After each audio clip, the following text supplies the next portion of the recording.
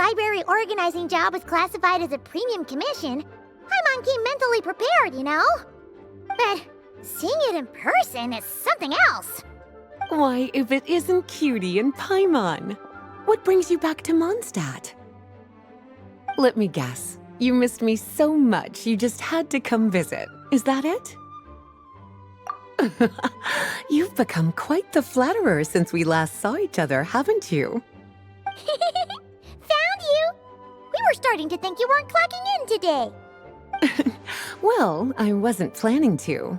But then, Catherine mentioned someone had finally accepted an important commission for the library. So I came to check on things.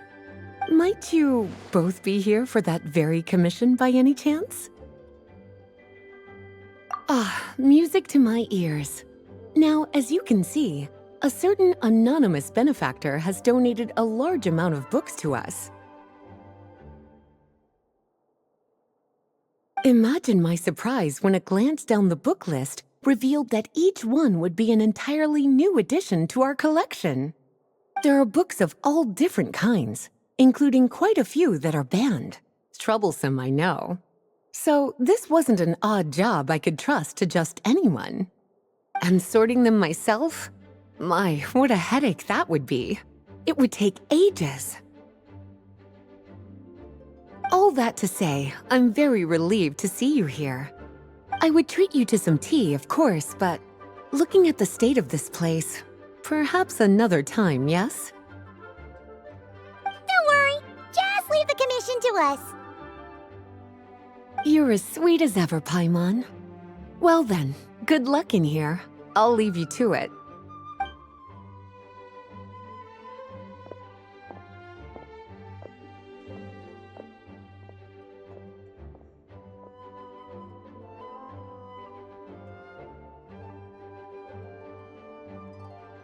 Finally! We made it to the last stack! What even are some of these books? A Hilichurl's Guide to Running for Your Life? Do Hilichurls even read? Oh, and Basics of Whopper Flower Cultivation. Who'd grow one of those, anyway? And what's this one? The Little Witch's Dictionary? Huh. That title's kind of suspicious. And didn't we already sort this area? Did you notice it earlier? Huh. Well, witches always make Paimon think of, you know...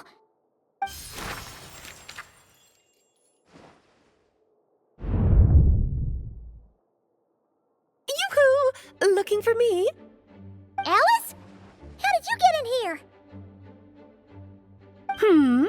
You must not have noticed, Paimon. I wasn't the one who barged in at all. When you opened that dictionary, you entered a mage's domain. What? Ugh! Paimon knew that book had issues. Have you ever read the storybook, The Little Witch and the Undying Fire, by any chance? No matter. At least in name, this book was written as a dictionary for the other one. The actual contents of the two aren't related at all, though. Ugh. That explanation makes things even more confusing. Oh dear. Where should I begin? You know the promise the Hexen Circle made to Varka at the Tripartite Conference, yes? Namely, that in Mondstadt's greatest time of need, the mages would return and lend their aid to the nation? Well, waiting around for danger to descend upon the land isn't exactly our style. Rather than a scenario where we jump in and save the day out of nowhere, it makes more sense to lay the groundwork over time. That's how Em put it. Besides, who knows when such a crisis could occur? It could be in the next life, or even tomorrow. Preparation is crucial. So, I gathered the mages together to write this dictionary. Of course, it had to be under the guise of being related to that storybook. Otherwise, I would never have been able to get them in one place. Well, we looked into Barbie's scryglass and came up with a series of tasks tailor-made for the people of Mondstadt. They're all in this dictionary. Striving toward a common goal, overcoming obstacles alongside trusted companions, becoming better versions of ourselves.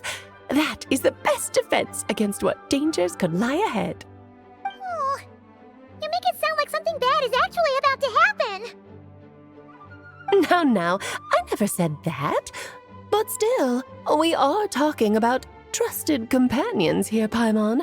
And when we speak of a person who could be considered a friend to all in Mondstadt, I'm afraid the pool of options consists of but one. Wait, the huge book donation? That was just an excuse to get us here, wasn't it? We had to spend ages sorting through them, you know. Oh dear, I never could have imagined you would need to go to such trouble. Uh-huh. Sure you didn't. Well, this is an important book. I couldn't just bring it into Teyvat without taking any precautions. Much better to hide it in plain sight, you see. That's why I donated all those other books to the library. Besides, it's not like this is a bad thing. Just think of it as an excuse to reunite with old friends. And as a favor to your dear Aunt Alice. Okay. If the goal is to help the people of Mondstadt, then we're in. We'll take the dictionary. And the next time we run into our friends, we'll pass your tasks and stuff along, okay? Wonderful. Then I'll let you get to it. Have fun!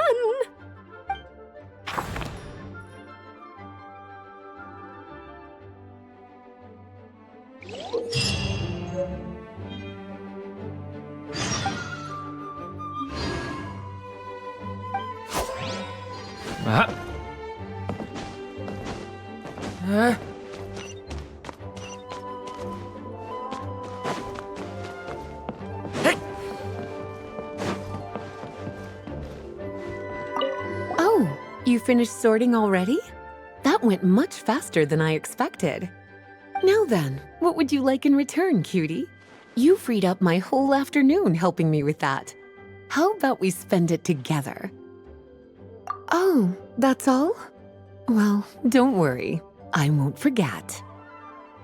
Ah, so you noticed too. Such strange names, and even stranger contents. Not to mention, this is the largest library in northern Teyvat, and I didn't recognize a single title on the list. I just don't see how that's possible. Unless... Actually, we just ran into... Trouble, I presume? I think I'll steer clear if it's all the same to you. Besides, if a book exists in this world, then there's a place for them in this library. Better for them to remain here than end up in the hands of someone more suspect. Anyway, here's your payment. Thanks again for all the help.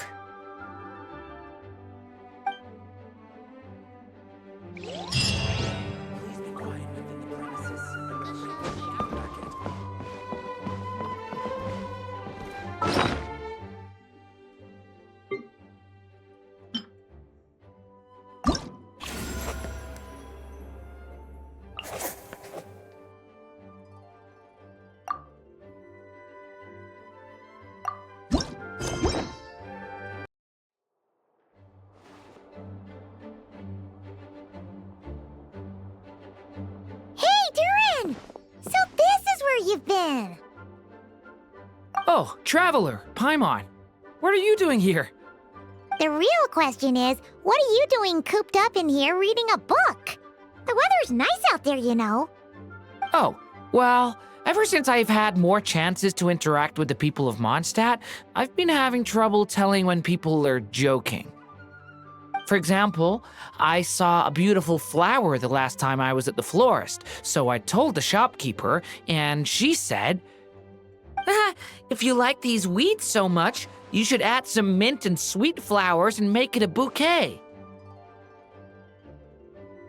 So I did as she said, and when I showed her the finished bouquet, she gave me a frankly terrifying look.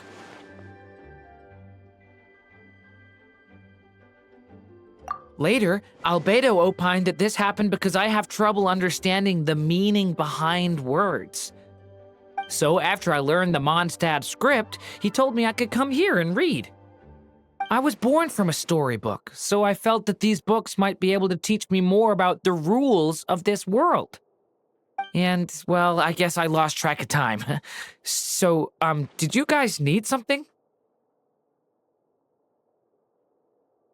Oh, I see.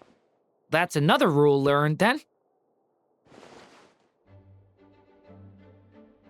Yep. That said, we did have business we needed to discuss, right? Yeah, we have a message to pass along from Rhinedottir. Oh, it's from Aunt Rhinedottir? No, I'm just surprised. Rhinedottir is my mom's friend, and the mother of the dragon that once existed in my stead. I supplanted him, took the fate that should have been his. So if she dislikes me, well, I'm not sure what I'd do. Yeah, we're here for you. But seriously, Paimon doesn't think it's anything bad. That does make me feel better. Well, I guess I should open it.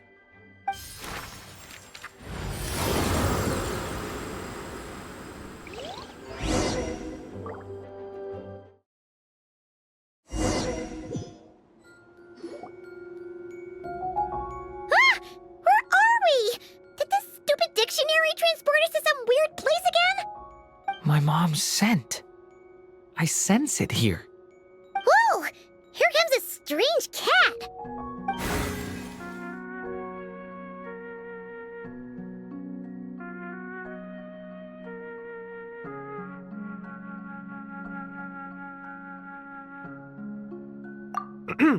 I have a message to deliver on Master Rhinedottir's behalf. Ahem.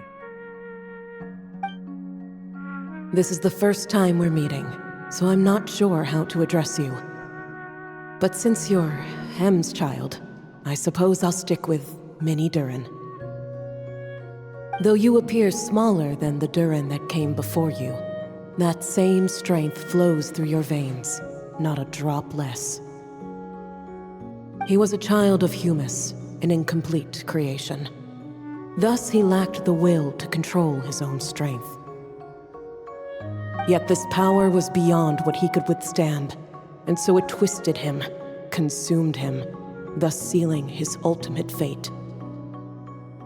Albedo claims that you have transcended this tainted blood, becoming a being much like himself. That is his opinion. I remain unconvinced.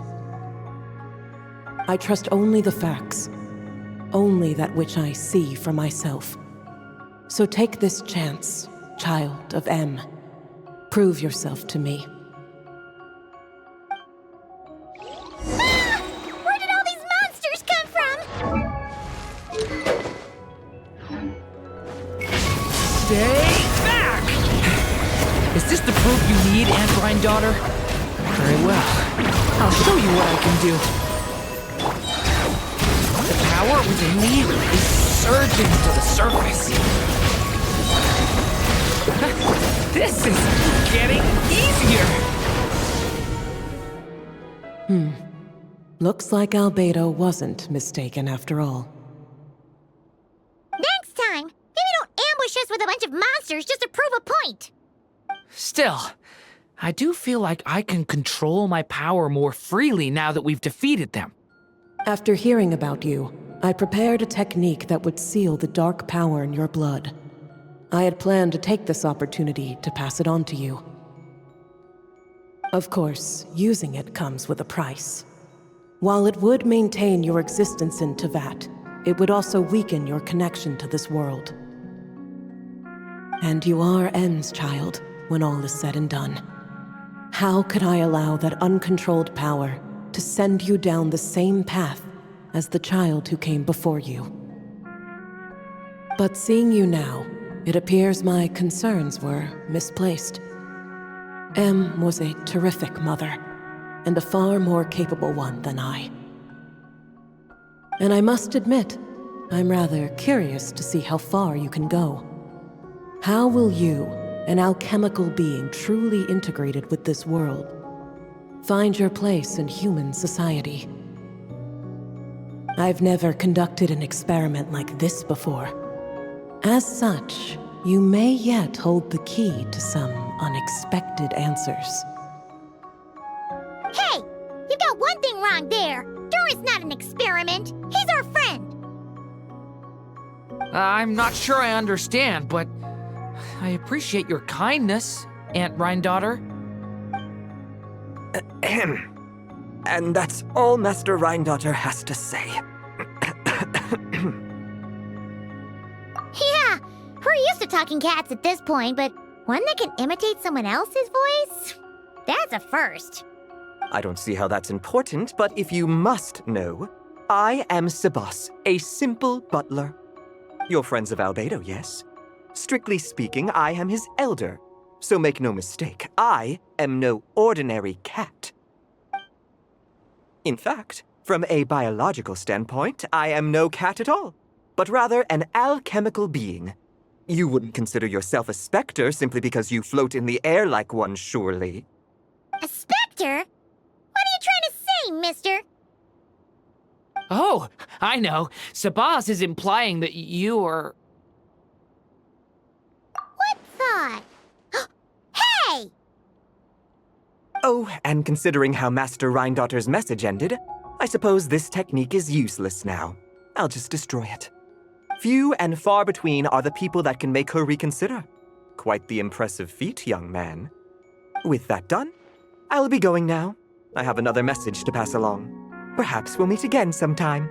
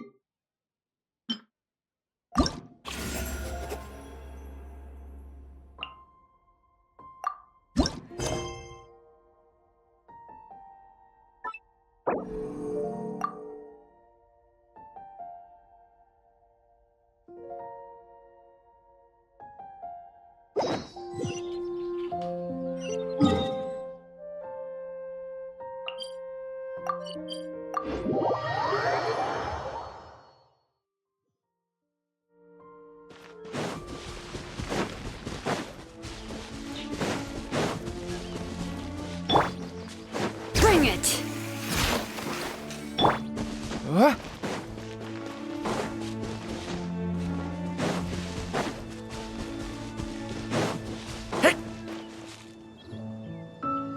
I'll take that as a yes, then.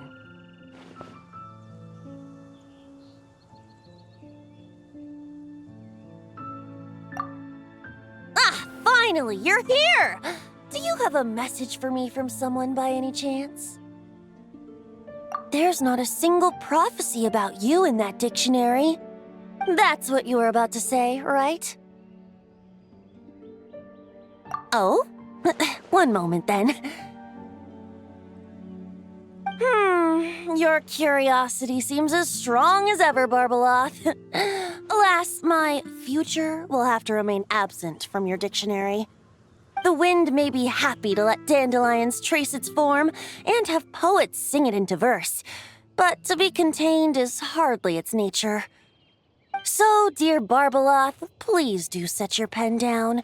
Words heard on the wind are not meant to be recorded on the page. If you're truly interested in this legend, allow me to fashion it into a poem. I'll be sure to share it with you ladies at our next tea party. Barbeloth has always been a reasonable person, and I believe she heard my request. As such, our conversation should be free from interruptions for now. Wait, Barbeloth was listening in just now? Paimon didn't notice a thing! Well, she is a Hexenzirkel mage. They all have quite a few tricks up their sleeves. Still, you noticed right away and even got her to leave us alone. Doesn't that make you the real master at cards here? Given the various practical factors at play, I'd call myself a master with limits. There you go, being all secretive again. Well, anyway, there wasn't a single thing about you in that dictionary. You being here is enough. Barbeloth's prophecy concerning me may be incomplete, but it's not incorrect. There's something I need to do, and I could indeed use your help. Trusty as always. In that case, could you play a song with me later? Yep, that's all. But don't worry, this isn't a performance to decide the fate of some consequential event. It's just a duet between friends.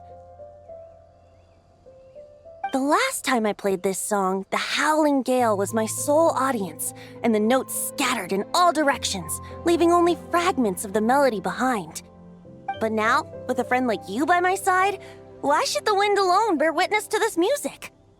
Besides, I think my hands will be just that much steadier, playing alongside a trusty friend like you.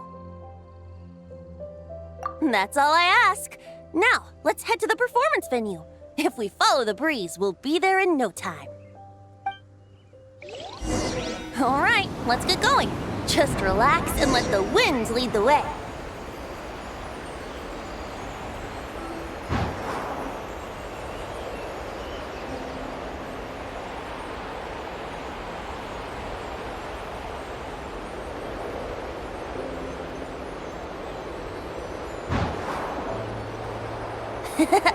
No need to hold your breath.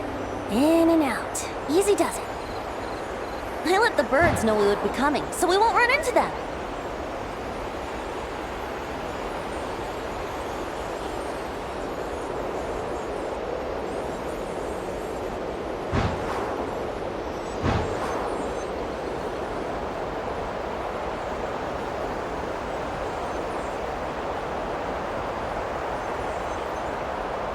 Don't worry, it's just a little ocean spray. You won't get soaked. Ah, the delightful sea breeze. Go on, breathe it in.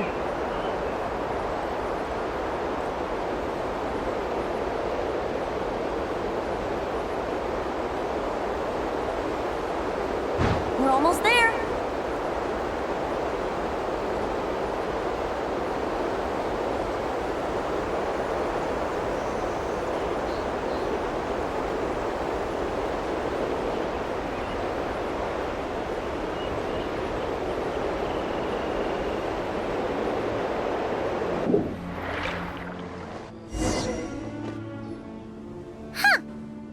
This island looks kinda familiar.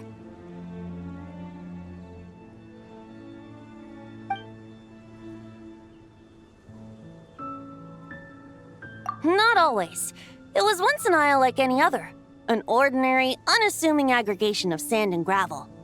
That is, until seeds of stories were brought here by the wind and cultivated by time. And in due course, the wind brought forth new tales, and time caused them to grow into legends. So with that, allow me to welcome you in truth to this island favored by time, traveler. This is the place where time and wind met in the distant past. Whoa. You suddenly sound so serious, Tone Deaf Bard. Paimon's not sure she's following this conversation anymore either. Fret not, dear Paimon. The best stories always start with a bit of suspense and intrigue. I told you about this before, remember? About how I encountered time at the Thousand Winds Temple and received some help? Well, it was because of time's help that those first winds of freedom were able to blow so strongly. But forceful gales like that are most suited to wiping things clean, not helping things grow. So, after a few crises in Mondstadt were resolved, I made the winds gentler. Just strong enough to bolster the people in times of need without knocking them off their feet.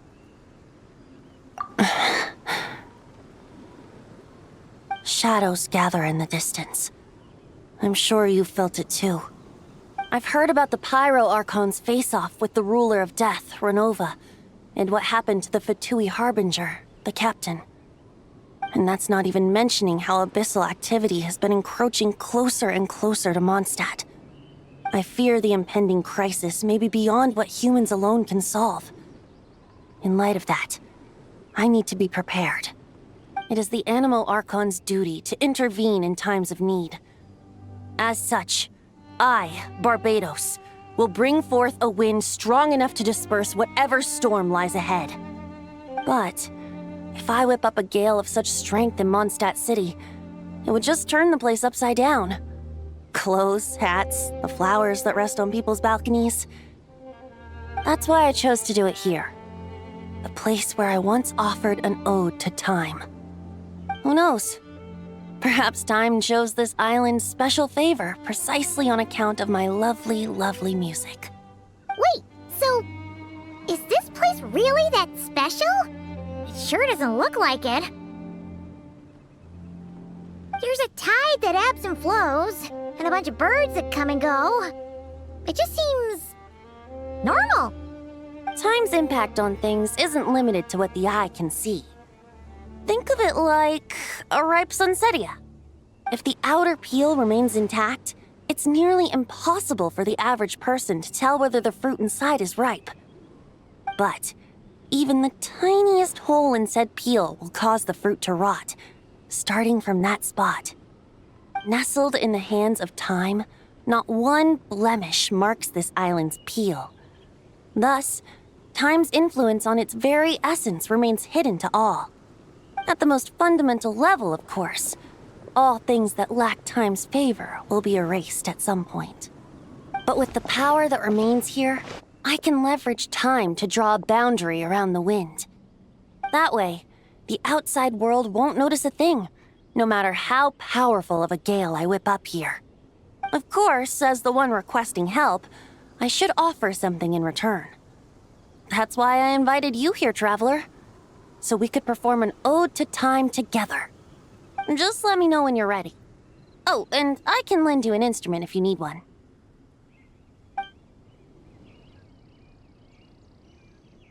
No worries. Just come find me when you're ready.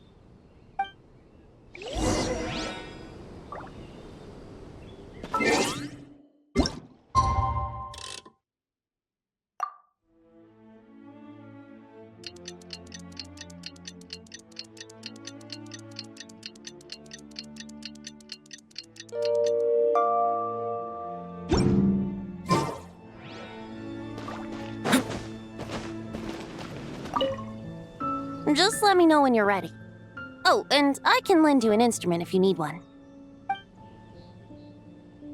Great. Let's get started.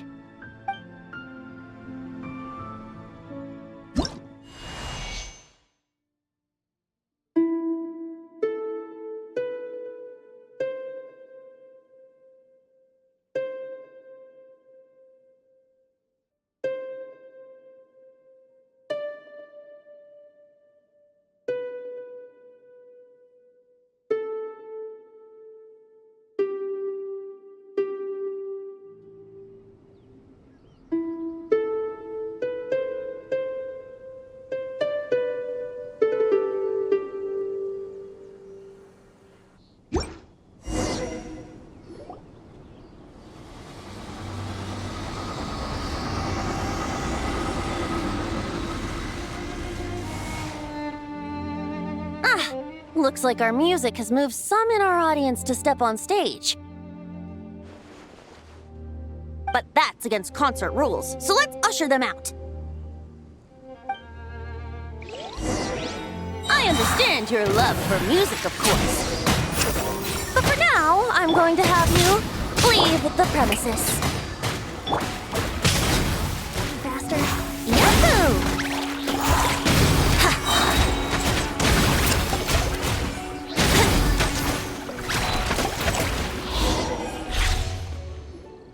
All right, that should do it. That was an exquisite performance, traveler. Thank you. Don't worry. That power was mine and mine alone. No external help was involved. Think of it like tuning a musical instrument so that it might play melodies lovelier still. Ha! So you do have some tricks up your sleeve. What else are you hiding, huh? Oh, Paimon. How many tricks could I possibly have? I only have 2 sleeves, after all. You know that's not what Paimon meant, Tone-Deaf Bard. I have a feeling the wind is gonna be pretty strong today. We should head back to Mondstadt and tell people to hold on to their hats.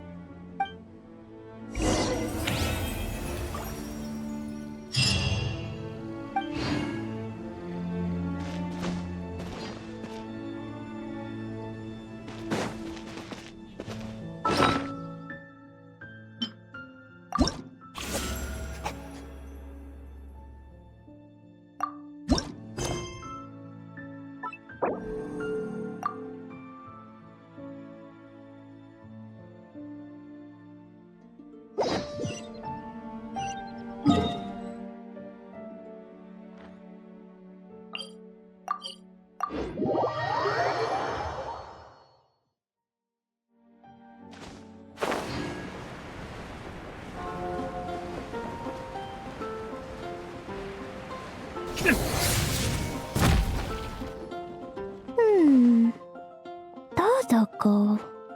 Hey there, Klee! This honorary knight, Paimon! Dodoko needs help. Mom said you were coming, but I didn't know it'd be so soon. Dodoko needs help? Oh, for Pete's sake! Is that the task? What? No, for Klee's sake. And for Dodoko, too. No, Paimon knows that. She was asking about the task. You know what that is, right? It's like a... Yeah, something that needs doing. Oh, so like when I go blast fishing with Jumpy Dumpty? No. A task isn't just something you want to do. I'm confused. Ugh. It's like when your mom tells you to do something. That's a task. Oh, thanks, Paimon. That kind of makes more sense, although not really. Anyway, let's go help Dodoko now. Hold on. What kind of help does Dodoko need?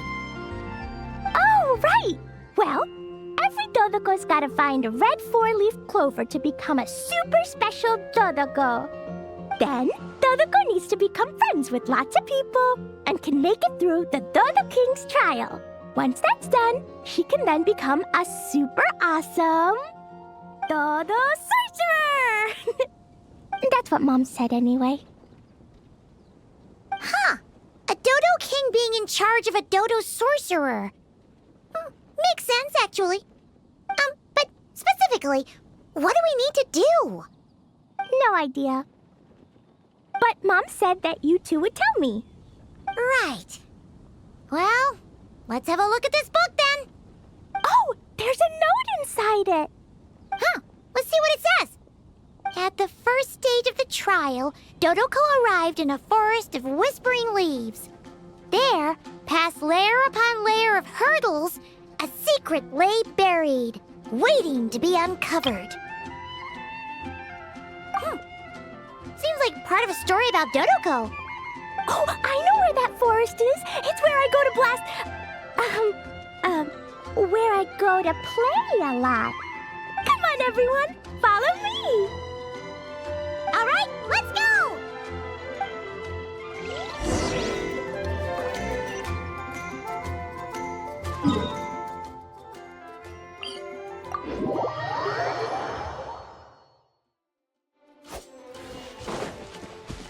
Rise with the sun!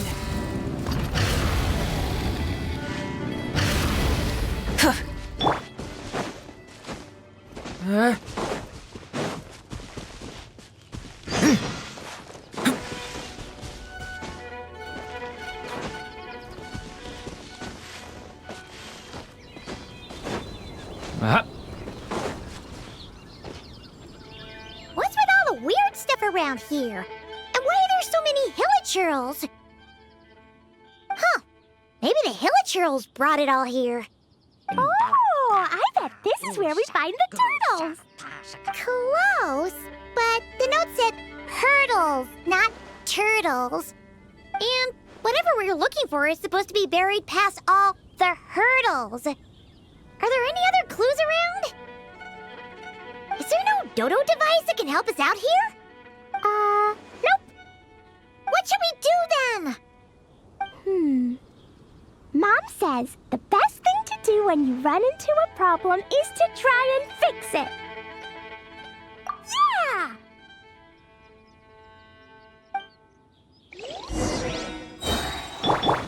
Strike a pose! Letting great names echo! Let my name echo in song! Burn it down! Pyroclastic surge!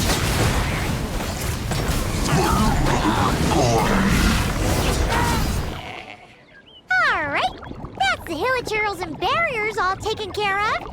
And we didn't set the forest on fire. I was extra careful with Jumpy Dumpty. I've been getting sent to confinement less and less these days. Nice job, Klee.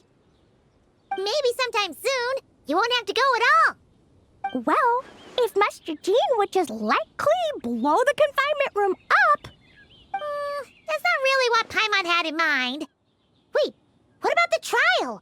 Did we learn anything new?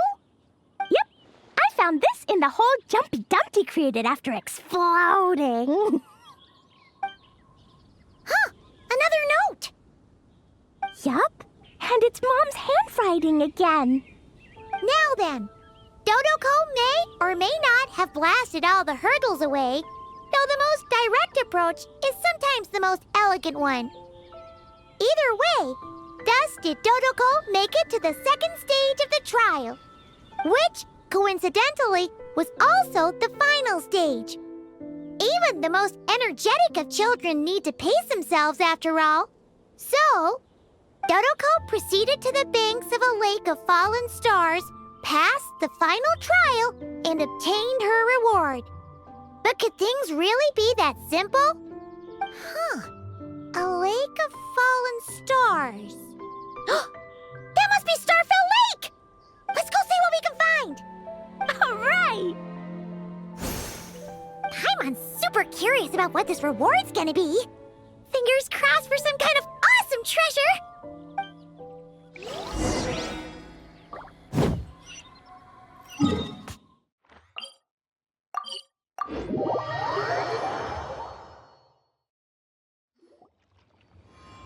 Ooh, it's a chest! The final treasure must be inside this thing! You got it! Me and Dodoko will get it open, no problem. Whoa, wait a second! Monsters incoming! They want to steal Dodoko's treasure, I just know it! Let's kick them out! Then we can open the box.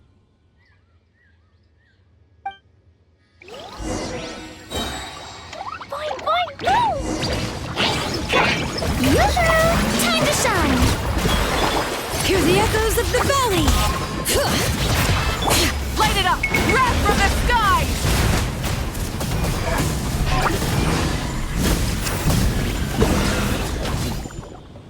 Phew! That's that! The note implied things wouldn't be that simple. Guess it was because of those monsters. But that means we passed the trial! Yep! Now then, let's check out what's in this box! Oh, it's... A tiny hat? a hat for Dodoko! In the Dodo clan, only the awesomest and bestest Dodokos in the land can earn the acknowledgement of the Dodo King. Their job is to help out and protect all the other Dodokos so the Dodo King gives them a special hat. That way, the other Dodokos will recognize them and know who they can go to for help. Oh. So now your Dodoko is one of these special Dodokos with a hat. Exactly. The hat makes Dodoko a Dodo sorcerer now. She can use special spark magic to help even more people. Klee, The knights have informed me about explosions being heard from the forest outside the city. Miss Anaruna, Paimon, a little help, please. That's because we cleared out a hilichurl camp over there, and a bunch of slimes, too. Plus, we were working on Klee's task. That's right. And as for the fish over here? I might have blasted them, but because there were monsters in the lake, I didn't do it on purpose. It's not like those other times. I see. I take it those other times were on purpose then? They weren't not on purpose. I noticed the destroyed camp on the way here, and I saw the monsters fleeing along the shore of Starfell Lake. Am I correct in assuming that's all the damage, Traveler? Yeah, you know Paimon. Clearing out monsters with a single punch. Ha! She's just awesome like that. Klee. Come with me. Let's head back. Oh, is it confinement for Klee again? Well, the Traveler's vouching for you, so I suppose your punishment will just have to be a meal at the Good Hunter. You've been out and about all day. I'm sure you must be hungry. You're the best, Master Jean. You two are more than welcome to join as well. Ha-ha! Awesome! Paimon's been craving some sweet madame.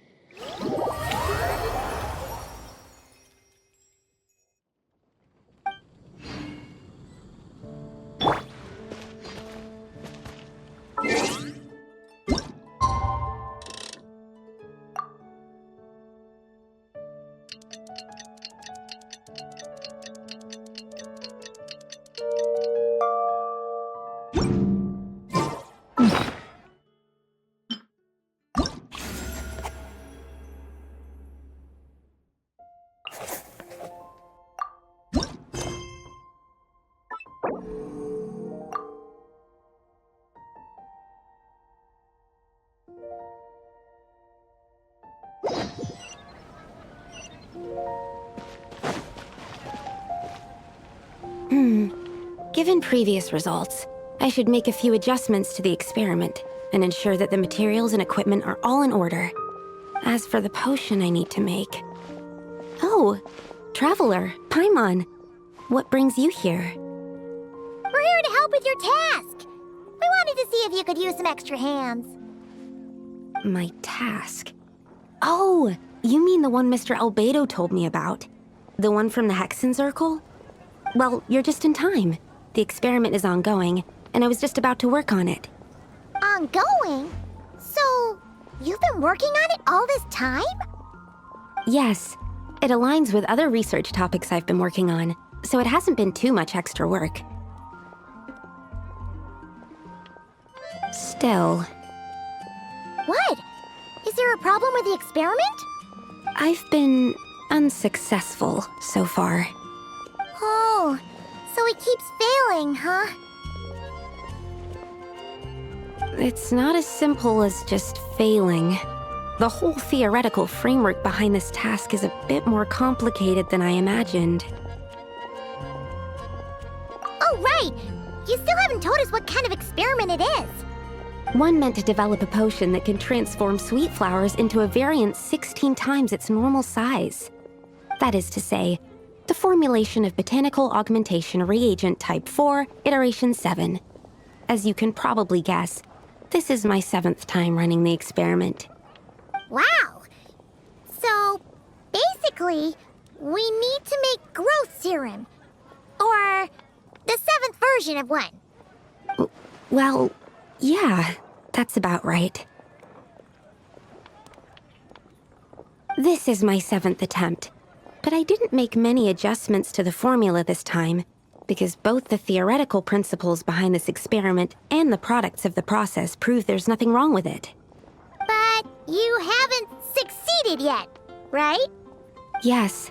I'm thinking that it's not my current formula that is wrong, per se, but rather some other key element is missing. Oh! Then Paimon knows just what to do. Well, that's why we're helping out. Wait a second! Paimon is not an ingredient! We could try. It's just...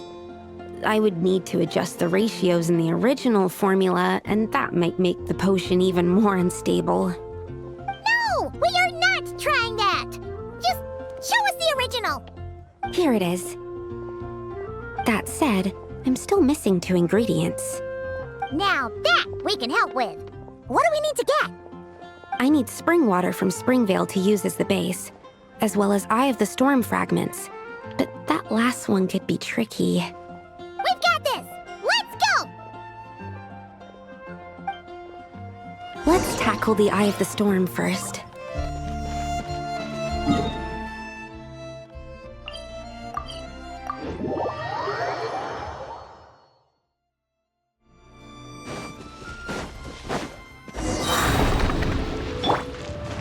Let my name echo in song! Letting brave names echo!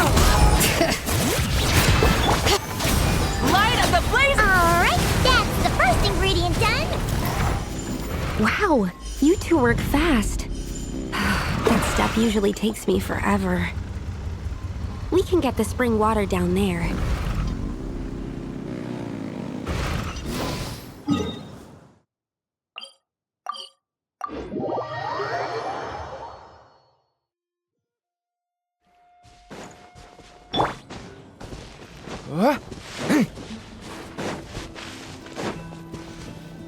The high quality of Springvale's waters makes for a stable potion-making ingredient.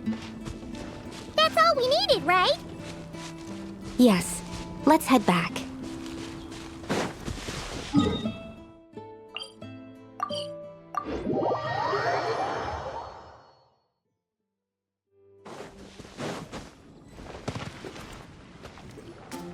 All right, the ingredients are ready and the cauldron is just over there, so we should be good to go. But,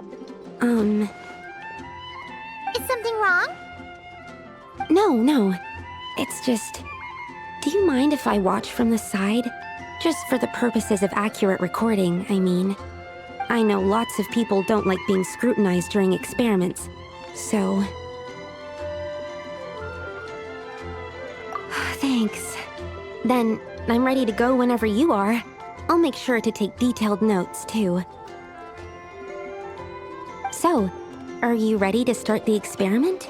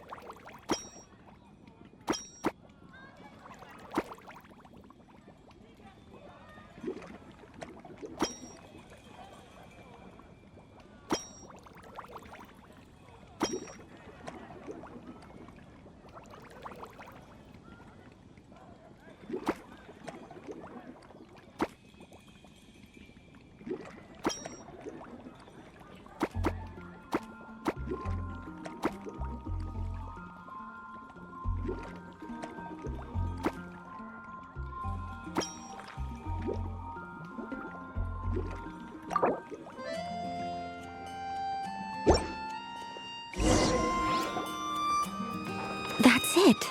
Your execution was perfect. Really? Yes, I don't see any flaws in the brewing at all. Let me extract some and test the product's composition. One moment.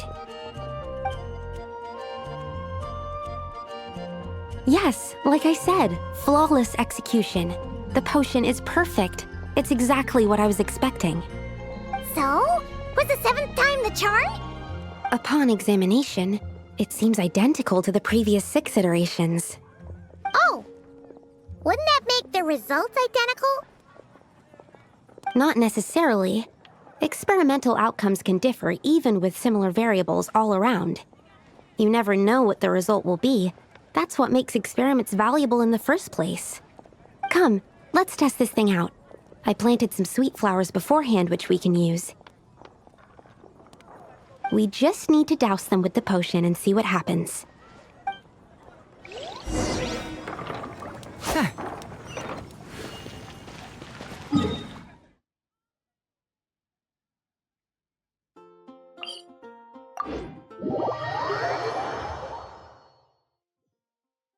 Did it once slumber in a place like this?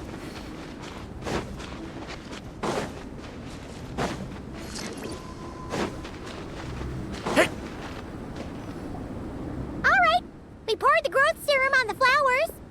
Is that all we need to do? Yep. The flowers need to fully absorb the potion, so it might take some time before we see a reaction. What happens then? The flowers will grow in size while maintaining their original appearance. But then, when they reach 12 to 14 times their normal size, this will prove more than they can bear. As if some upper limit has been reached, they will wither and rot, assuming unnatural forms until nothing is left of them but liquid. Wait, what? So there's a problem with the growth serum then?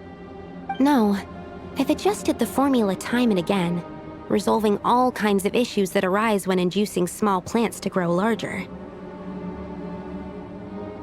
Issues like ensuring that the leaves don't get too large, strengthening root diameter and load-bearing capacity, calculating how the increase in surface area might affect sunlight exposure and nutrition.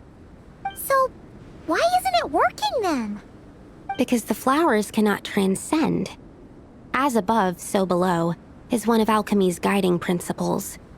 Alchemy seeks mastery over matter, but this world has its limits.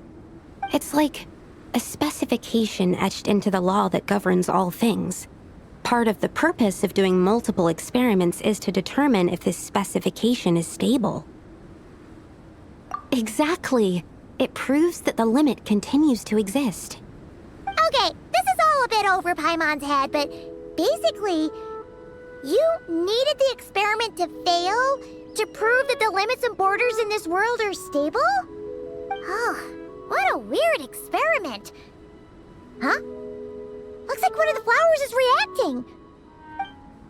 Wait a second. That's not a sweet flower at all! Careful! It's a whopper flower. It must have absorbed some of the potion. Wait, but that's happened before, and it's never gotten this big either. Can this mean... We can talk about this later! Let's get rid of it first!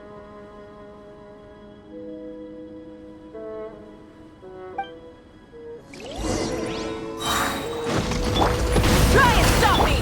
Strike a pose! Time to shine! Leave it to me! A turning point? Let the mountain's veins boil! Bring it! Animal hypostasis emulation! Stand clear! Yeah!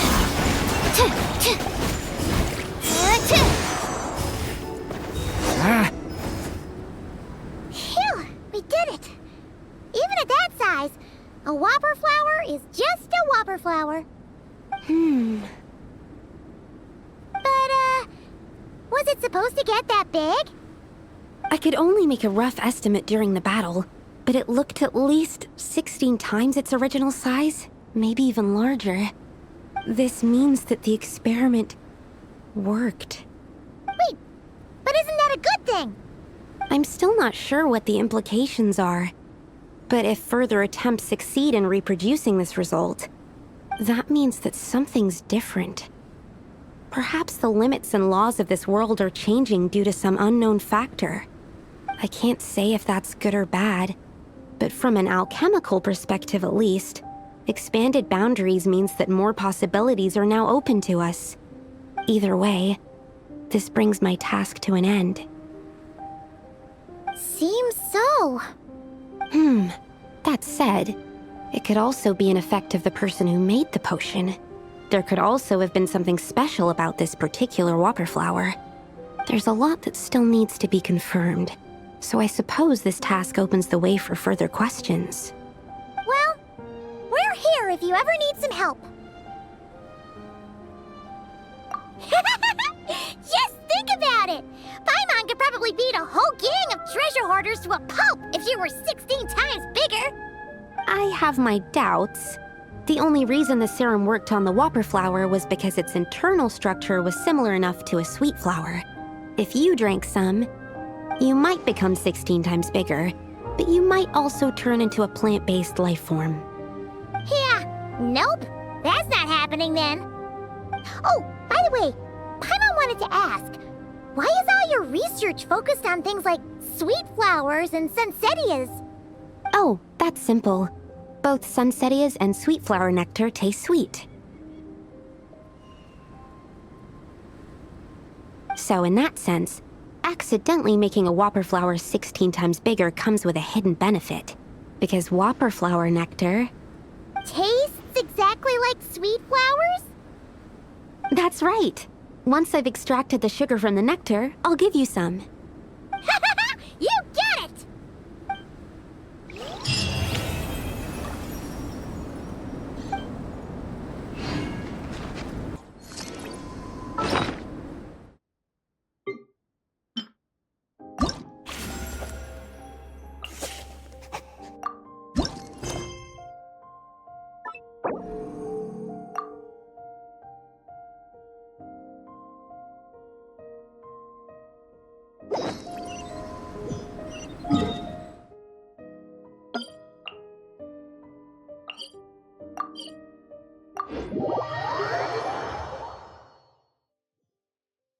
It's like a scene from a fairy.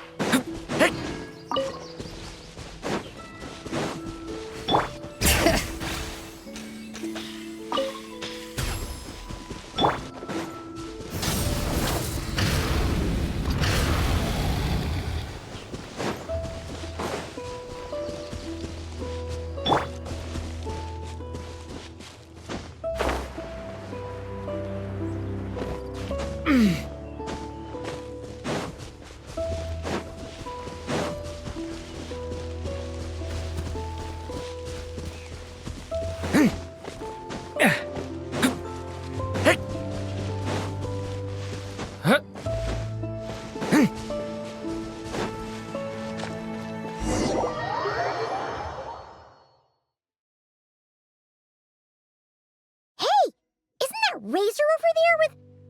Whoa! The Grey Wolf King of the North! Wonder what they're talking about.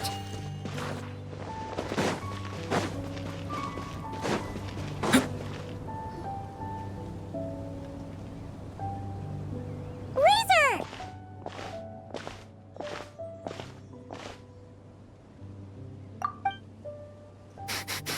Familiar scent. Ah, you two. You have been good? Yep, we're doing great. Oh, but what happened to Boreas, Razor? We saw you talking just now. Is it a secret? We go on hunt. I tried to convince Wolf Lord. A hunt? Oh, is that Razor's task?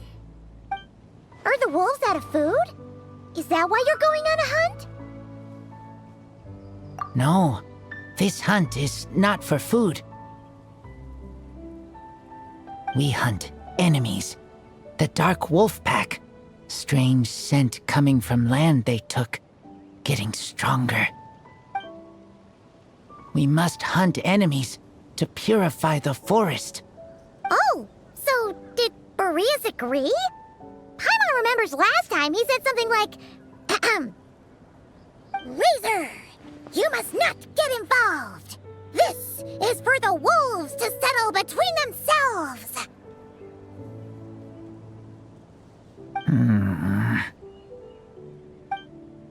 Oh, sorry, Razor.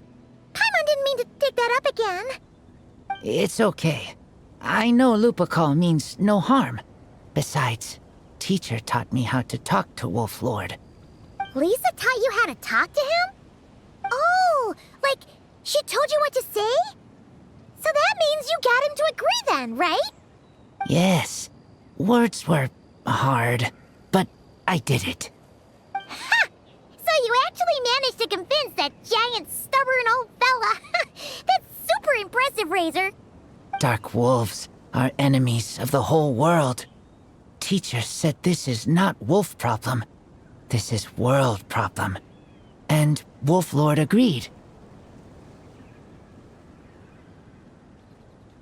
But because of that, other wolves won't join. This war is between me and Dark Wolf Pack. Then count us in too. Those awful rift hounds have been getting on our nerves for a while. Thank you. Help makes for easy hunt. Speaking of, how is this hunt gonna work? We set trap. Chase dark wolves here, into trap. Then Wolf Lord pinned them down, and we finish hunt. Tell me when ready. We start hunt.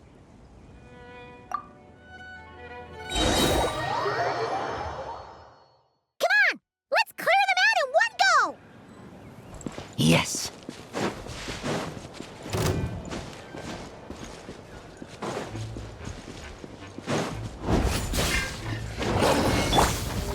Shower me with praise! Rise with the sun! Letting brave names echo! A turning point in fate! Wrath from the skies! Done.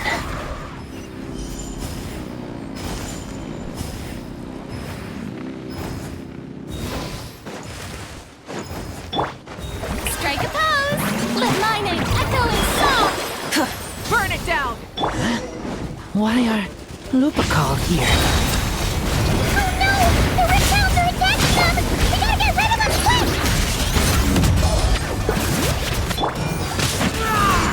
Get back!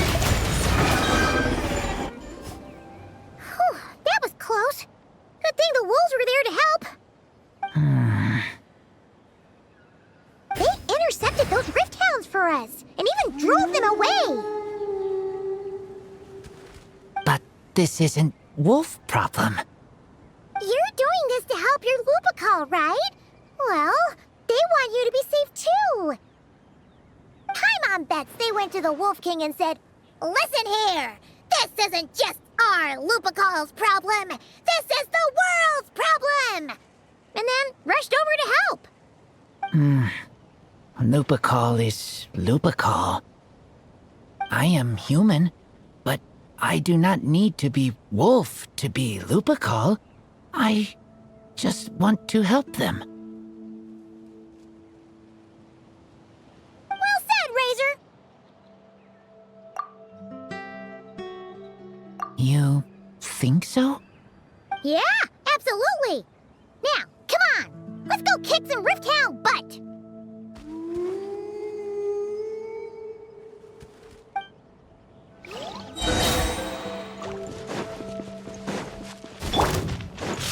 Rise with the sun! Shower me with praise! Stay back! The story has only just begun!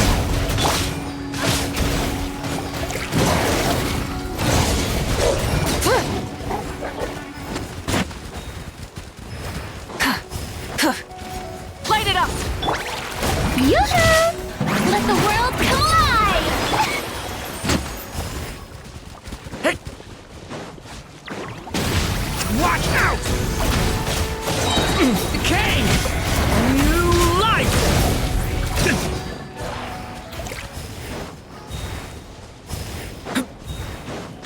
Look! The rest of the rift hounds are just up ahead. Get ready! For Lupacol.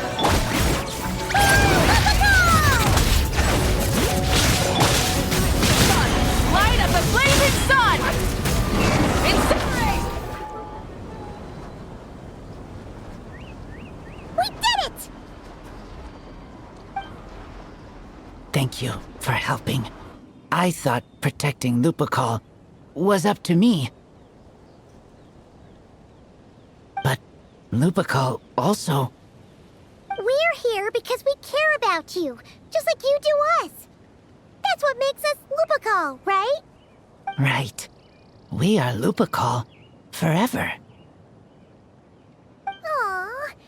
And now, there won't be any more intruders in Wolvendom. No. Dark wolf pack, rip open sky. They could come again. But me and Lupical will hunt them down, no matter what.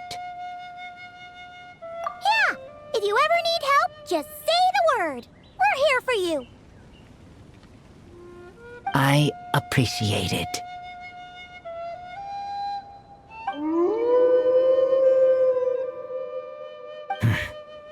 They call for me. Sounds like they want to make sure you're safe. Then I should go. Thank you for the help.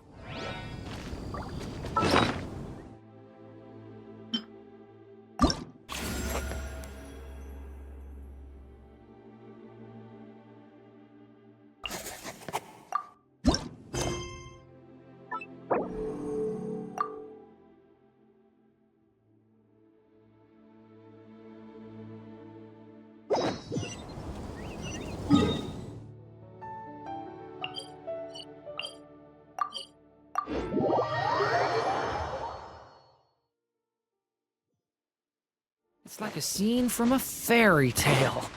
How pretty.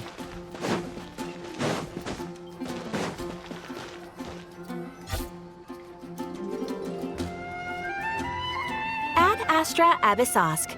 Greetings, traveler. Hey there, Catherine! Oh, and Oz and Fischl are here too! What a coincidence! All things in this universe must plunge into darkness. 'Tis only natural that those who seek light should cross paths in the realm of dawn. Mein Fräulein means to say she's happy to see you both. And I feel the same. It's been quite a while, Traveler and Paimon. You're here just in time. Yai Publishing House has a commission for you, traveler. An editor is here to discuss the details in person. Much of the information was kept from the guild for business reasons. All we know is that it has something to do with the author of the Legend of the Shattered Halberd.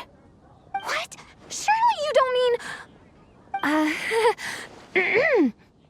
Wait, is this author really that important? What if we weren't here? Or if we decided not to take the commission?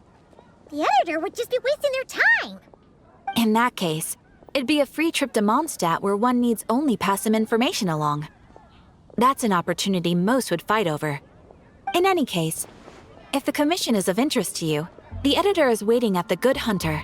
Just look for the man dressed in Inazuman clothing. Hold on! Halt thy steps, good traveler.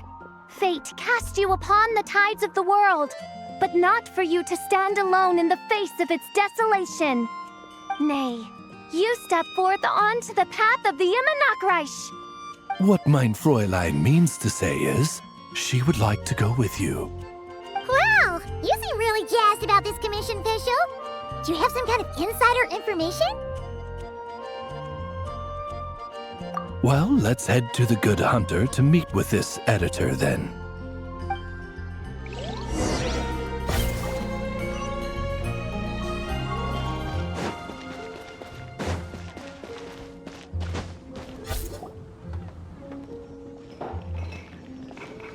Alright, let's see who lucked out and got this free trip to Mondstadt. Wait, you're Shing. Oh, Genu's editor, Onodera. Traveler, thank you for all you've done for us in the past. I come here today with a commission from Lady Yai, with which I'd like your help, should you be willing. Oh, and might I ask who this person dressed like Princess Fischl is? You have the pleasure of speaking to our eminent person, Fischl, Prinzessin de Vertelung. Mein Fräulein means to say that her name is Fischl, and that she is most pleased to meet you. Yep, this is Fischl. She's a reliable adventurer, and she's here to help. Yeah, I, kinda got that the first time. Since thou hast learned my name, understand this. To speak it is to be absolved. Praise it, therefore, and thou shalt earn thine salvation. Mein Fräulein means to say she... Ah, I see. I completely concur, my lady. Remembering names is simply basic etiquette. And if you might lend me succor in solving this problem, I shall indeed praise your names to the heavens above. As many times as necessary, in fact. You understood Fischl language before Oz could even finish translating. Well, let's get down to brass tacks then. Now, have you heard of the author Mr. Nine? He's famous for writing the legend of the Shattered Halberd. Flowers. What was that, mein Fräulein? Flowers for Princess Fischl. That's what Mr. Nine is actually famous for. Mein Fräulein means to say, even should the creator be cold and unmoving, the Prinzessin and her immer Nachtreich's resplendence might yet compel them to weep. Well, sure. The author of Flowers for Princess Fischl, Mr. Nine. He sent a letter from Nodcry asking for help, and he seems to be in bad shape. So ask the Adventurers Guild or a local mercenary to find him. Seems pretty simple to Paimon. Where it's so simple. But here's the problem. We don't know anything about Mr. Nine. What he looks like, how old he is, where he's from. He's only ever communicated with us via letter, from addresses all over to that. And he's never showed up to our annual meeting or events. Not once. So, what are we supposed to do? Well, we'll need to investigate Mr. Nine's identity, that's for sure. We did a bit of digging ourselves, and we realized that ever since completing the Shattered Halberd series, Mr. Nine's handwriting began to change. His initial editor has decided to retire to focus on his own writing, and he didn't have much to add either. Whatever hath once existed in this world is enshrined in the memory of the Prinzessin de Vertelung, to endure unchanging in her Immenachreich. For from the sacred primordial words flow the wellspring of all cause and consequence. Mein Fräulein means to say that... Yes, we had the same idea. So, we tracked down the original manuscript of the Legend of the Shattered Halberd. Oh, man! Genyu's gonna be so mad he missed out on this. Wait, you didn't need Oz to translate this time either, Onodera.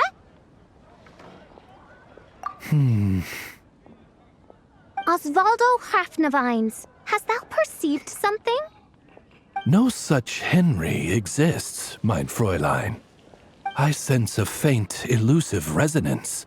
Something akin to the magnetic field, gravitational force, and threads of cause and effect that surround you, mein Fräulein. Isn't that interesting? Well, in the end, our only takeaway was that the design and craftsmanship of the paper point to it coming from Qingce village in Liyue. Huh. Could Mr. Nine be from Liyue then? No, wait. If we're talking authors from Qingce village specifically... No, it couldn't be. Could it? Chong the Ninth? Ah, I've heard of him. He won a Best New Author award for the first apprentice of Guhua. It matters not. Though the Saint of Tears and the Saint of Atonement perform manifold labors on divergent principles, their power flows but from a single source. Mr. Onodera, if you please. Wait, Oz? It's great that you trust Onodera and all, but We're still in the dark over here. You speak true, Mind Princessin. Even if Chong the Ninth doesn't turn out to be Mr. Nine, he's still an author, and he could have had contact with him. I think it's a good place to start. Yeah. Well, either way, I appreciate the help. I'm counting on you.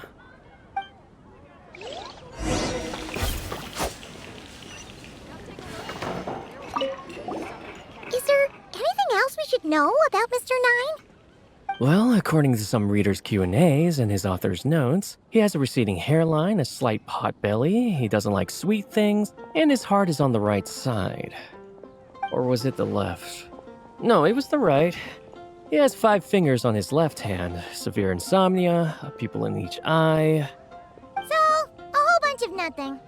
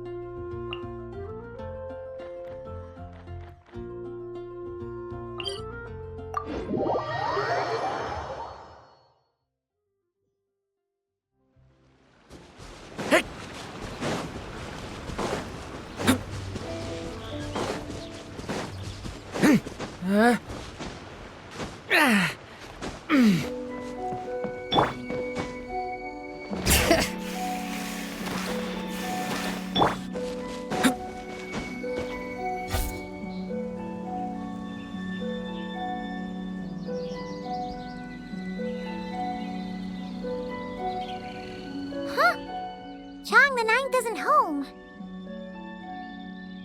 It doesn't look like there's anyone around we can ask either. Shall we wait?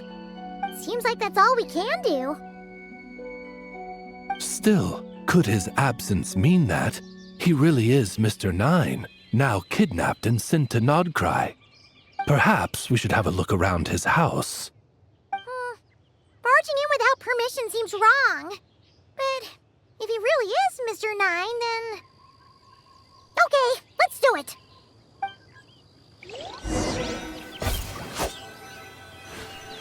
No, not here.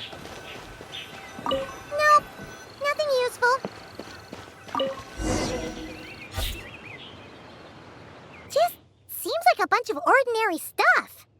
Nay, I, the Princessin, have beheld the mystery of the universe enshrined in these specks of dust.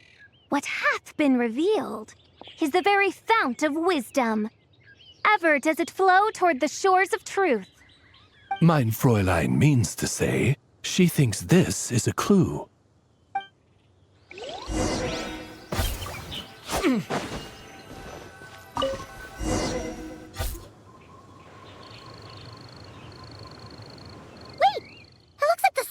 Overturned. Oh no. Did some kind of overzealous fan have buried him in here? Maybe we should call the Millilith. What do you think, Traveler? It's all right, Paimon. Mr. Nine's most zealous fan happens to be right here.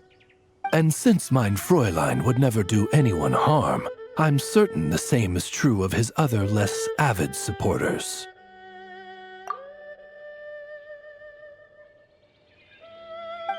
What is the meaning of this?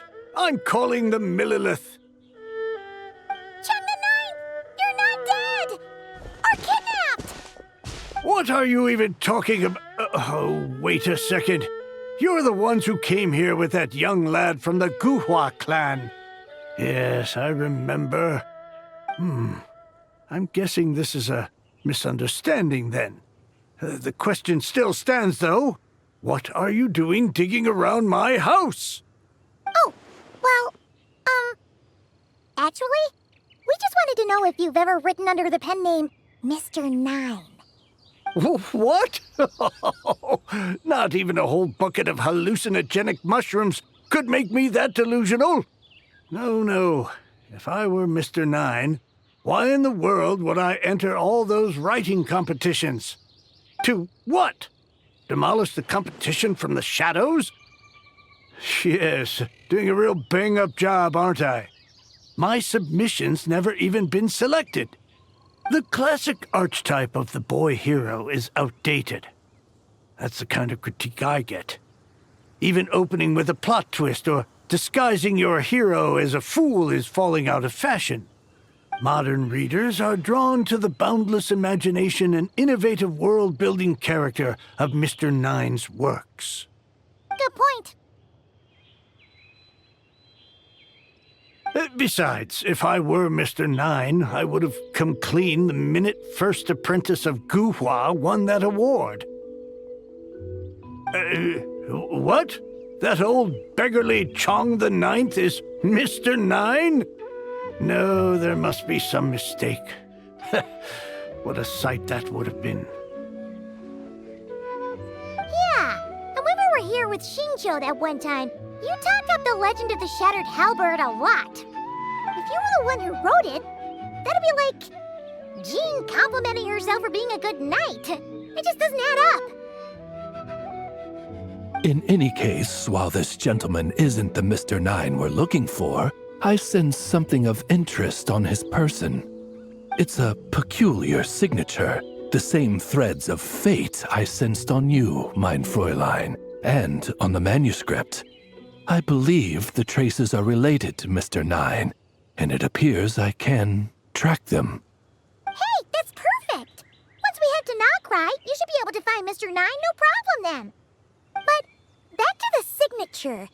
What were you doing before this, Chong the Ninth? Oh, well, I ran out of manuscript paper, so I went to buy some. I'm particular about that kind of thing. Creation of literature demands the highest quality. Ah, no wonder. Mr. Nine uses the very same type for his manuscripts. Huh, that explains it. Thanks, Chong the Ninth. We should get going. I'm not quite sure what I did, but you're welcome, I suppose. Farewell, creator of another world. Though I must say, the laws and narratives thou hast ordained can scarce compare to the dream dust sedimented in the Immenachreich. Mein Fräulein means to say, your writing isn't...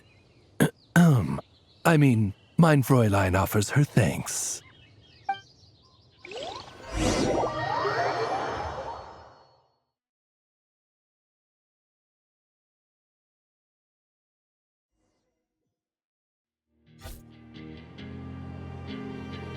It should be up ahead.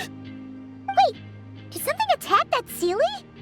Something doesn't seem right here. And it bears the same signature I sensed before. Then it would seem fate has dictated our path for us. By royal decree, shower me with praise! Let my name echoes! Hear the echoes of the valley! Bring it! Light it up! Wrath from the sky!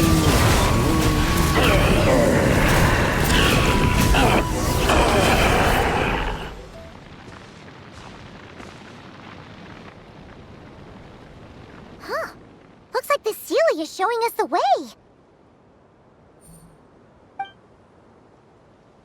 Let's follow.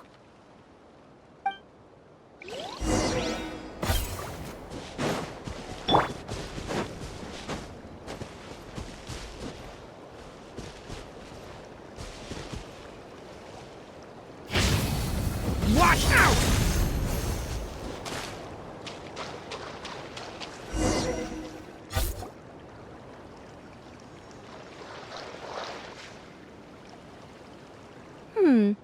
What are you doing here? Wait, that voice. It's Nicole! Also, that should be our line. We were looking for Mr. Nine and our search led us here, but now it seems we've found you instead. Ah, I see. Well, Mr. Nine is right here. Hello. What bizarre demarung is this? Never in 1,000 sunsets have I heard of such a thing. In truth, I too aspired to be an author. but I'm also partial to direct communication. Talking is rather inconvenient by comparison. And as I'm sure you can understand, writing things down is even more tedious. I thought perhaps if I found someone with whom I could share my ideas, it might give me the same release as writing. But then those stories would never see the light of day, which would be a shame. So, I tracked down an old Seelie friend of mine and told her all the stories I was imagining. Then, I sent her to find people with similar aspirations to write them in my stead. We even came up with several character traits to lend a certain authenticity to Mr. 9. A receding hairline was one of them, I think. Yep, I'm the one she roped into all this. Come now, it was beneficial for you too. By inhabiting those authors and mobilizing their language faculties, you were able to hone and eventually recover your capacity for speech. And anyway, an angel has always functioned like a sort of a flash of inspiration in someone's head. I'm sure it was like stepping into old shoes. So you, what, possessed people? Isn't that kind of intrusive? Oh, it's fine. She did it while they were sleeping. As long as the person is someone who dreams of creating worlds of their own, this inner writer within them will automatically awaken. Wait, but what about the letter and the strange intuitions Oz has been having? Nicole sent me to monitor the situation in Krai, and it's super dangerous, okay? So I needed some help. It's not like I have the knowledge or power of the heavens anymore. As for your friend over here, well, you see, when writing a story, it's not uncommon to incorporate certain half-true details. For realism's sake, you understand? Yeah, we've seen that before. A real curse was written into an Inazuman light novel once. Indeed. In a similar vein, Mr. 9's stories are full of metaphors, including one for the creation of life. What it describes isn't made up, per se. We just never imagined someone would actually manage to use it. Until you came along, young lady. Mein Fräulein is speechless. So if I may ask in her stead, did she manage to use one of these half-truths in Mr. 9's novels to create me? It was more like 70% made up, 30% true. No, it was 90% made up, 10% true. I thought it was too dangerous, so I changed it. See, I knew you'd never read my books. You don't seem too surprised, Oz. Well, I suppose I've vaguely sensed this since the beginning. Regardless, it is an honor to serve mein Fräulein. Well, once our affairs in Krai are resolved, Mr. 9 will be able to return home. Yes, just tell them that when you return. I don't want to be your eyes here. It's too dangerous. Oh, but, while you're at it, could you pass a message along to that guy in Chingsa village?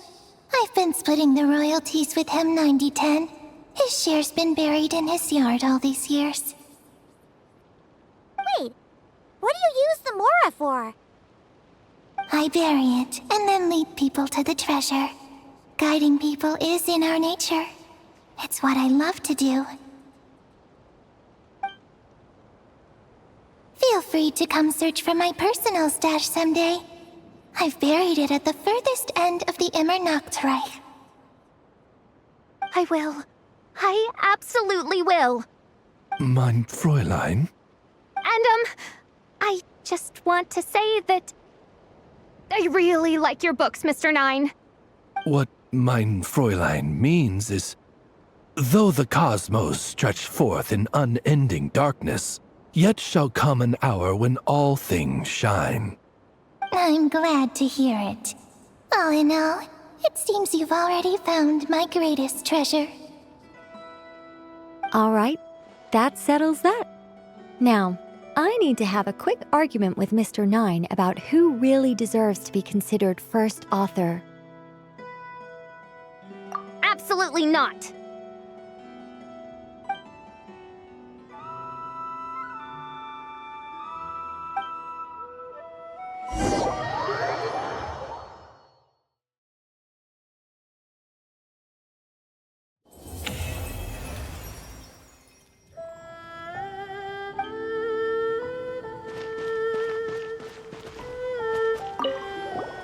Oh, that's right. Just channel Mr. Nine. How would he write this particular essay? Hey, Chang the Ninth! We have something for you! Oh? What is... What? Where did all this Mora come from? About that. So, the thing is... Right. Mr. Nine really admires your work, so he decided to fund your writing career. Wait, what? So, channeling Mr. Nine actually worked? I can't believe it!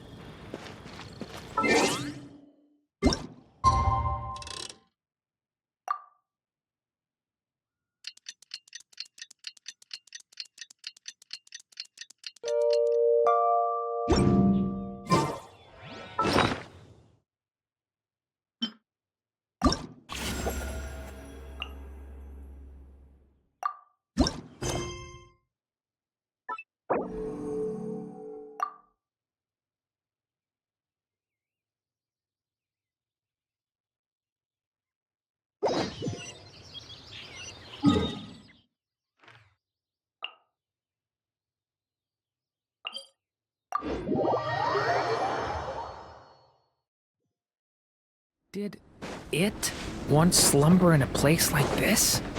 Hey!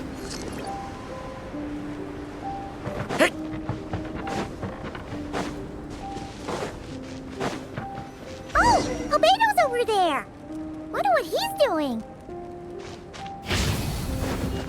Stay back! Hey, Albedo! Thought we'd find you here. Oh, are you painting? Yes, I finally have a moment to myself, so I decided to pick up my brush and get some practice in. Indeed. Of course, thanks to your help, and my fellow knights, that matter was resolved with little issue. In addition, I was able to complete the final task my master left for me. I couldn't have asked for a better outcome. Sucroce has been advancing swiftly in her studies too. She can tackle many alchemy projects on her own now. The Knights of Favonius don't have any duties for me at the moment either. No responsibilities, no tasks, no problems to resolve. It's not. It just feels strange, not having to rack my brain for solutions to all manner of problems. To be quite honest, I'm finding the idle life a bit hard to get used to. I keep finding myself considering if there might be other issues that need solving. But, unfortunately for me, Mondstadt seems perfectly problem-free at the moment. There's nothing wrong with enjoying a bit of me time. Nothing good comes from working yourself to the bone. But, if you're really that bored, you can come hang out with us. Paimon will teach you the true art of doing nothing. Well, I suppose I should learn from the best. Traveler! Don't say things like that! You're gonna jinx us! Strange to see you so idle, Albedo. But considering that you've completed Master Rhinedottir's final task, I suppose you deserve a break. Whoa! Sabas? Where did you come from? Paimon didn't hear a thing! Oh, so you've met? I don't suppose Sabas told you of our relation to each other, did he? If I had to put a label on it, then I suppose that's fair. Don't you take that tone with me. I'll have you know that I alone keep that giant house in order as its butler. And yes, that has meant dealing with the assorted collection of vials and jars that you and Master use, washing them, drying them, all that work done by one cat. Wait, you're a butler? How does that work? How do you handle vials and stuff without, thumbs? How do you stay afloat in midair? Huh? It's just something Paimon's always known how to do. Housekeeping is the same for me. Such facts are not up for question, and shall receive no answers. Hey! You're not allowed to say the same answer that Paimon said! Ugh! Sure. But don't expect Paimon to listen to his rambling! Allow me to get to the point, then. I'm here at Master Rhinedottir's request. She has a message for me to pass along. Ahem. Dearest Albedo, in regard to that task I set for you, your discovery of an answer that you can accept is most delightful. Alas, once a problem is solved, mulling it over in one's head loses all meaning. I'm sure the pendulum in your ever-whirring mind is swinging toward boredom as we speak. Might I suggest posing questions of your own, then? Cast the answers you know aside. Instead, embrace the questions you don't. After all, questions have always been more interesting than answers, and much better for passing the time. I look forward to what questions you'll bring me upon our next meeting. And should you come up with ones even I've never considered, all the better. It's unlikely, of course, but do your best. And who knows? If you're lucky, you might just surprise me. Oh, and don't attempt to create a self whose sole purpose is to pose or ponder questions. I've tried it, and it doesn't work. Lastly, I sent Sabas with a gift for you. Do keep it well, all right? Ah, and no need to feed him. He doesn't get hungry. As you instruct, Master. Master had quite a bit to say, I see. That really took a lot out of me. In any case, you have your message. Why you insist on staying in a place like this is beyond me. Couldn't you have stayed in Mondstadt like that other fellow? But I digress. I shall be on my way. If I stay here a second longer, my tail might turn into an icicle. Your gift from Master Rhinedottir is on the table. Use it well. Albedo, your family gets more confusing by the second. Speaking of, would that cat really count as a family member? He called himself a butler and all, but... Master created Sabas long before me, so he was right. By the standards of a normal family, that would make him my elder. Of course, my family could scarcely be considered normal. So, by that logic, that type of relationship holds little meaning. At the same time, Sabas did look after me quite a bit back in the day, helping me tidy up various vials and jars. He even modeled for my sketches at times. Wait a second. The cat you drew today... That's him then, isn't it? Yes. Whenever I need to think, I turn to drawing and let my subconscious take over. It always helps me sort my thoughts out. And for some reason, I often wind up choosing a portrait of Sabas.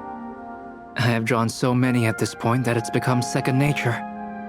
Thus, this leaves my mind free to consider other things.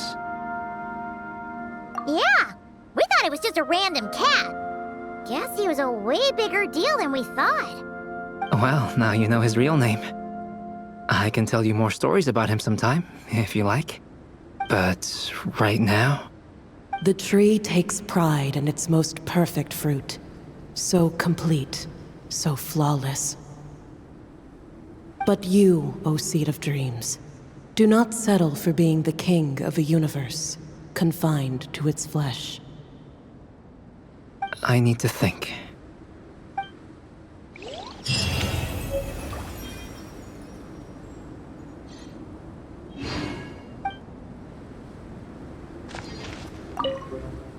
New questions.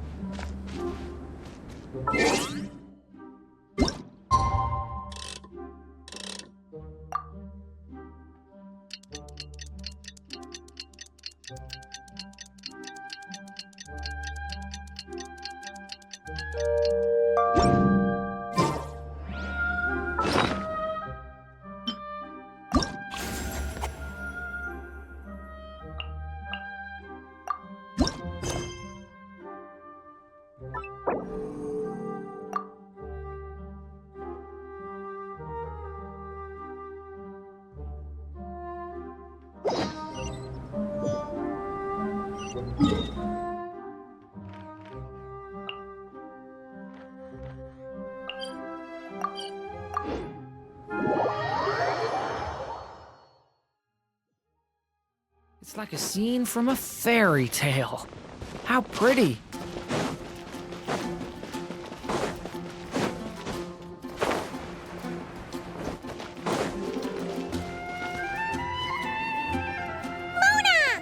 We have something for you.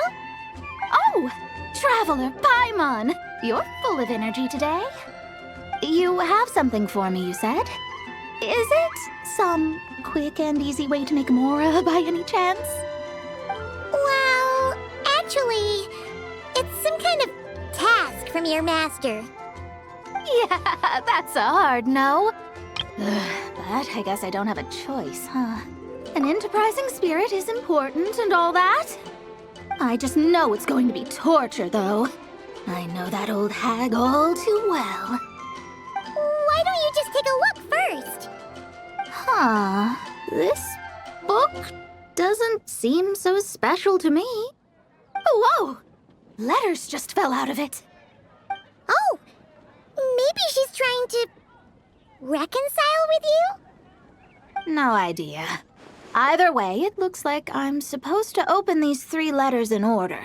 Well, let's start with the first one. If this is her task, it should be okay for us all to read. Come on, let's see what this is about. Oh, how long it's been, my student. I'm afraid to report that getting up and about is becoming harder and harder these days. Oh, the sympathy card. She could have tried to make it sound a bit more genuine at least. Remember when I would chase you and you would run for dear life, trying to use that hydro phantom of yours to distract me? Oh, seems like it was just yesterday. Now you're off on your own, and I laze the days away in my rocking chair. I really should get some exercise again. Well, then get it some other way, you old hag. Now, I'm sure you're curious as to the purpose of this letter. And to that, I say this. If you want to learn how to predict the fate of an entire kingdom, or even the entire world, head to Sumeru and search for the gate to an underground kingdom. Once there, open the second letter. Huh. But she knows how to lure people in, that's for sure. Is she serious about passing on her secret technique? Guess she really is getting old. You two have such a weird dynamic. When you talk about sentimental stuff, you fight. But when it comes to dry academic stuff, you get all emotional. Anyway, this gate to an underground kingdom sounds familiar. Wait, you've heard of it? Yeah. It should be the same one we're thinking of. Perfect. I don't even need to investigate then. Oh, that means no hired guide, no lodging, no shelling out Mora left and right. Come on, there's no time to waste. Let's go. And since you didn't mention a transportation fee just now, Paimon's guessing that means... Yep, same method as usual. Let's go.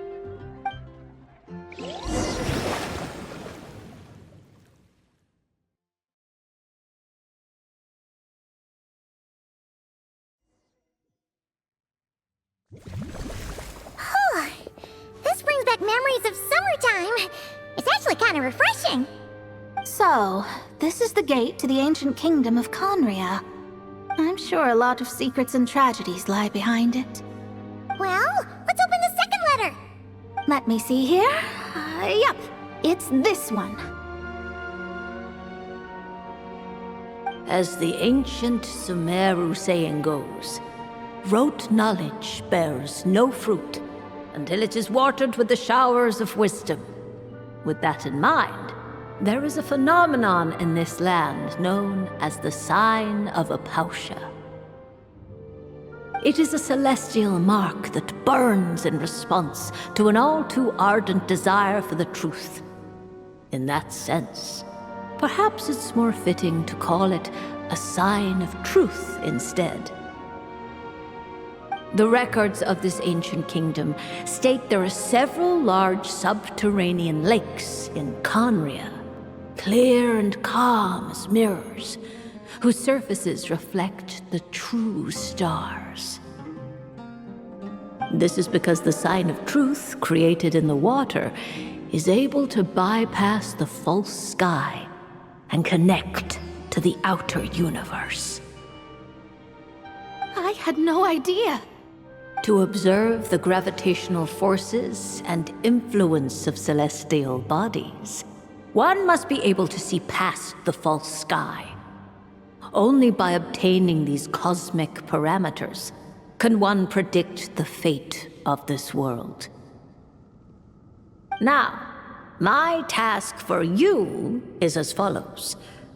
Open a sign of truth in front of the gate to Khaenriah. The rest is a bunch of stuff about the ceremony the old hag came up with to summon this thing. Yeah, all these planetary trajectories and runes. Paimon's not even gonna try to make sense of it. So, what do you say, Mona? Are you gonna attempt it? Well, I hate to admit it, but it looks like the parameters she came up with could work. Frankly, this prospect is quite exciting, and heading back now will just cost me another night of lodging, so no better time than the present. Emissaries of the enduring stars, wanderers over ecliptic and equatorial plains, radiant celestial brethren. Traverse the twisted paths of the cavernous void. I, Mona Magistus the Astrologist, invoke the power of Hydro to balance the scales.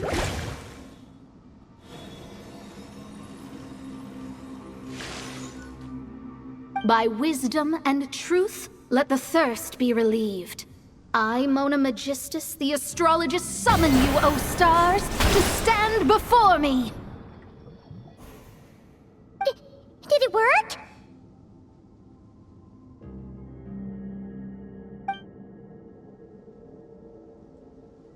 Ah! Monsters! How did that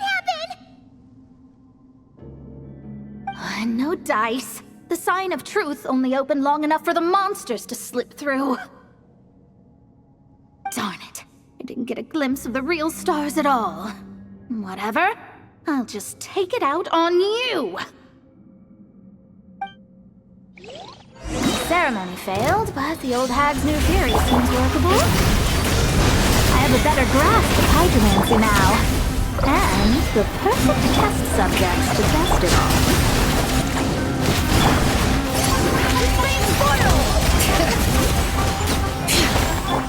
Let the world collide! Pyroclastic surge! Phew! That's that! Well, the old hag said to open the third letter once it was all said and done. But I couldn't make it work, so should I still open it? You know, Paimon thinks she understands your dynamic a lot better now. Look, she didn't say you had to successfully complete the ceremony, so you can open it. It'll be fine. I guess. All the same, I doubt she has anything nice to say. If you're reading this, It means you attempted to open the sign of truth. Seriously, I can't believe you actually tried it. What are you laughing at, you old hag? Khaenriah was home to several lakes of stars, rendering the fabric of space in that area comparatively unstable. As a result, attempts to break through the firmament through non-physical means were more likely to succeed. In any case, I knew this place was well hidden and wouldn't be frequented by too many people. As such, any negative effects of failing to open the sign of truth would remain small scale. And of course, as my student, I felt sure you would have the chops to deal with the abyssal creatures that roam beyond the false sky. Even if you couldn't beat them, I am certain you could outrun them. You always were fast on your feet. Connecting hydromancy to the kind of wisdom that quenches thirst. Truly, my genius knows no bounds. The practical application of the scry glass has also reduced disturbances caused by the false sky. I'd like to see Alice try and top that.